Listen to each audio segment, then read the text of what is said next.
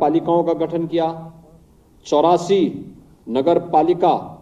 नगर पंचायतों का गठन करके 61 नगर निकायों के सीमा विस्तार के कार्यक्रम को भी प्रदेश के अंदर सफलतापूर्वक आगे बढ़ाने का कार्य किया गया। प्रदेश के अंदर अगर हम देखेंगे तो वर्तमान में 734 नगर निकाय हैं। काफी इसमें बढ़ोतरी हुई, उनका सीमा विस्तार भी हुआ, बुनियादी सुविधाएं भी बढ़ी और नगरीय क्षेत्रों में आज देखने में लगता है कि वास्तव में नगर या कोई कस्बा है। आज से 5 साल पहले क्या स्थितियां हुआ करती थी? नगर का मतलब आप नगर में जाइए, सबसे पहला दर्शन होता था कूड़े के ढेर से, जगह जगह प्लास्टिक, छुट्टा जानवर, अव्यवस्थित ट्रैफिक व्यवस्था, गंदगी। जिस भी मोहल्ले में चले जाइए पहला स्वागत गंदगी करती थी। बेतरतीब तरीके से चल रही वहां की व्यवस्था, ये सभी उस नगर की गंदगी को और उसके माध्यम से हम सबके जीवन स्तर को बताता था।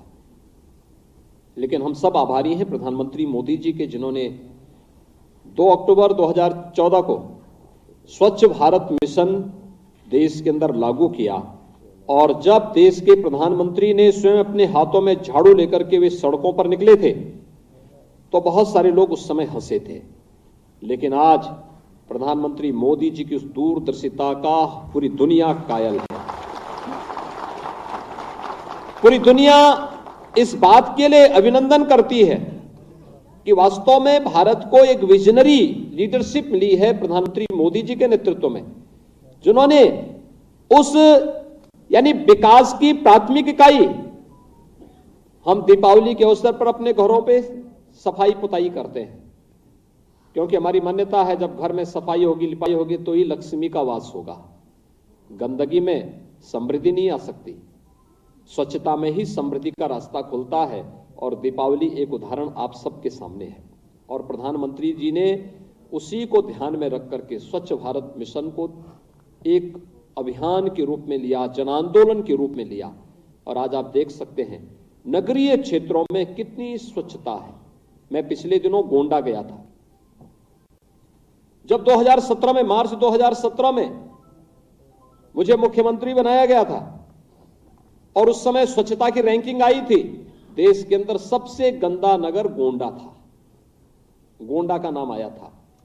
और अब हम देखते हैं कि देश के अंदर जब स्वच्छता की रैंकिंग होती है तो टॉप 10 में 5 तो उत्तर प्रदेश के ही शहर होते हैं जो स्वच्छता के अभियान में अग्रणी भूमिका का निर्वहन कर रहे हैं। ग्रामीण क्षेत्र हो या शहरी क्षेत्र, स्वच्छता आज दिखती है।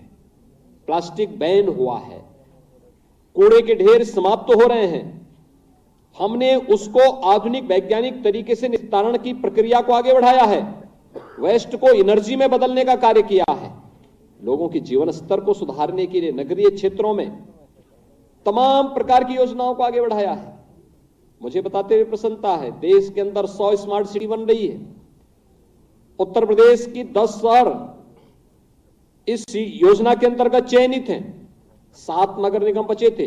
इन 7 नगर निगमों को उत्तर प्रदेश का नगर विकास विभाग स्मार्ट सिटी मिशन के साथ स्वयं अपने खर्चे पर कन्वर्जेंस के माध्यम से उनको भी स्मार्ट सिटी मिशन के अंतर्गत आगे बढ़ाने का कार्य कर रहा है। और इसीलिए उत्तर प्रदेश को कन्वर्जेंस में सबसे अच्छा कार्य करने के नाते स्मार्ट सिटी मिशन में देश का नंबर 1 स्थान के रूप में उसे सम्मानित किया गया है। यानी यह सम्मान मेरा या विभाग के मंत्री का नहीं है, यह प्रदेश के सभी महापौर का, चेयरमैन का, पार्षदों का और उन नगरीय क्षेत्रों में रहने वाली उस जनता जनार्दन का है जो इस पूरे अभियान के साथ जुड़ करके लोगों के जीवन स्तर को अच्छा करने में योगदान दे रहे हैं, जिसके कारण प्रदेश की रैंकिंग में सुधार हुआ, प्रदेश को उसमें अग्रणी स्थान प्राप्त हुआ। आईटीएमएस के अंतर्गत कितना बड़ा कार्य होता है, इंटीग्रेटेड ट्रैफिक मैनेजमेंट जो सिस्टम है, कितनी बेहतरीन सेवाएं उससे ली जा सकती हैं, उसको हम सेफ सिटी के साथ जोड़ सकते हैं। आखिर बालिकाओं की सुरक्षा, नगर के व्यापारियों की सुरक्षा, नगर के अंदर रहने वाले नागरिकों की सुरक्षा के साथ उसको जोड़ने का कार्य। हम लोगों ने पहला आईटीएमएस जो बना था प्रयागराज में, स्मार्ट सिटी मिशन के अंतर्गत हमने उसका उपयोग किया था प्रयागराज कुंभ 2019 को सफलतापूर्वक संपन्न करने के लिए। और कितना बेहतरीन प्रदर्शन उस समय वहां हुआ था।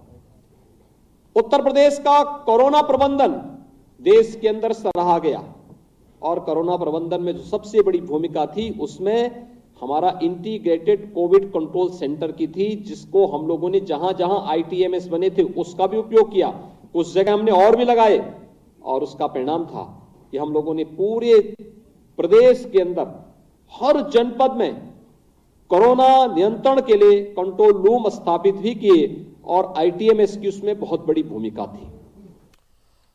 और अब आगे बढ़ेंगे खबरों में। यूपी में